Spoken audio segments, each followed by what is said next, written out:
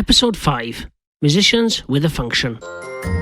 Gino's role as bassist/manager of the Evening Standards was really taking shape.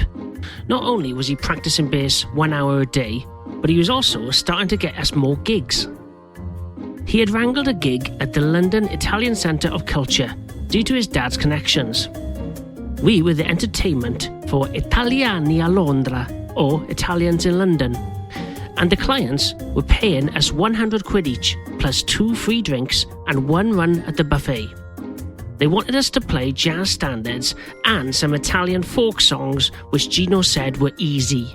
They were for us, but he struggled. The gig didn't start well as Drake arrived late for the setup, meaning the drums were not ready for soundcheck. Gino gave him the hairdryer treatment in front of the whole audience, which was pretty embarrassing, especially for Gino as he started to have a panic attack. We played our first song. There was no reaction from the audience, who were busy chatting in Italian. This enraged me. How could they not acknowledge my brilliant playing? Furious, I took my anger out on the closest Italian to me, which was Gino. This unsettled him, and his playing spiraled to new depths, which also rattled the drumming of Drake. The music was falling apart, but luckily the audience didn't know any different. It dawned on me that function gigs were basically paid rehearsals. So I began to relax and help myself to the cheap red wine, ignoring the 2 drink per musician rule.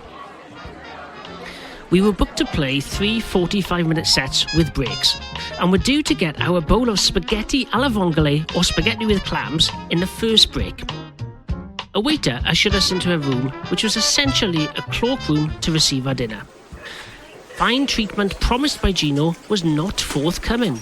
However, we stole some bottles of red wine from boxes in the cloakroom and proceeded to get spectacularly drunk, except the teetotal Gino, of course.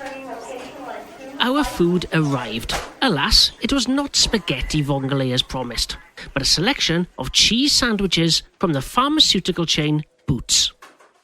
The excessive alcohol consumption was making us very aggressive, and we were not up for this shoddy treatment. Drake and Bernie took it upon themselves to approach the kitchen staff demanding a bowl of spaghetti alla vongole each.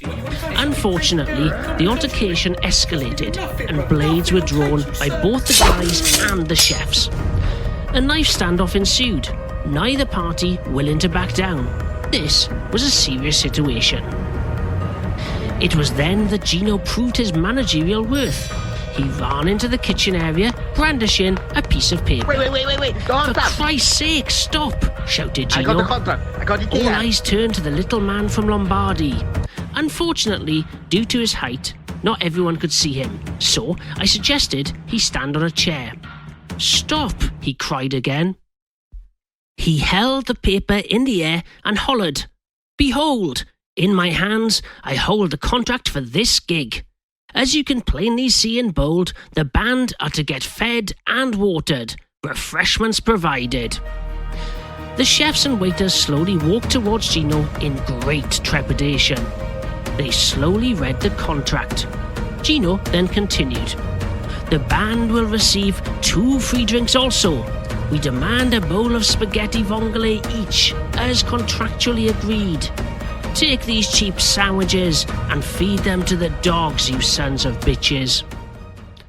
Each of us in the band slowly started to clap, and gradually the rest of the kitchen joined in.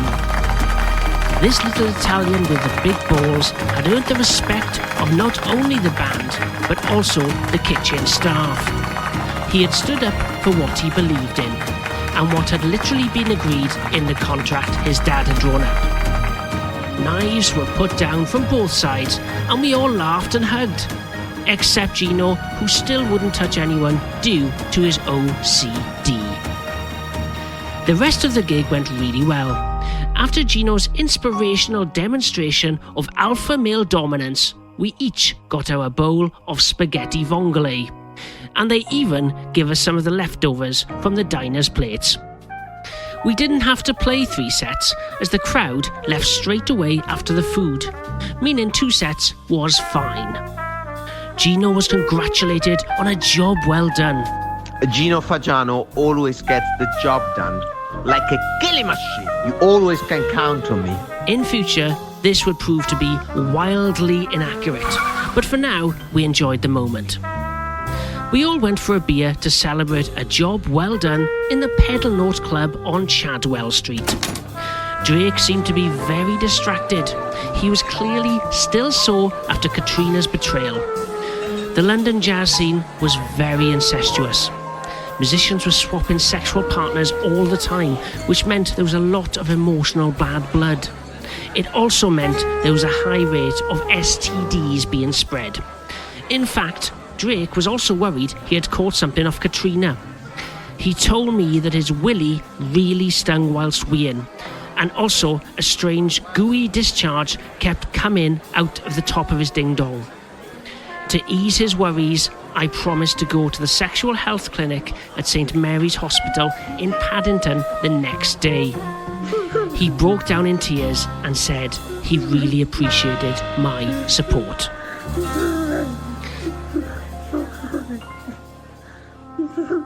We met at the sexual health clinic at 10 a.m. the next morning. Drake had clearly been crying. There were red marks around his eyes. God knows what his penis looked like. We went inside the clinic and registered him on the waiting list. We sat there in silence.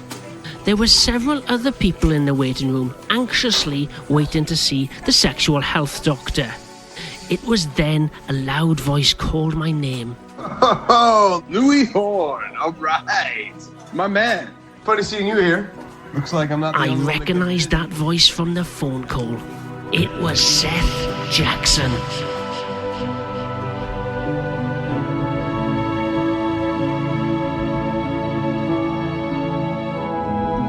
We say we go for a pint when you're done with the old.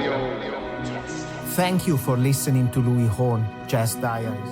Like and subscribe so I can shoot Louis up in the stars. God damn it, subscribe to this damn channel or I'll come over and make you press that button with your little finger. So now you can see him shining with his bebop power. Llewyn Corn is coming.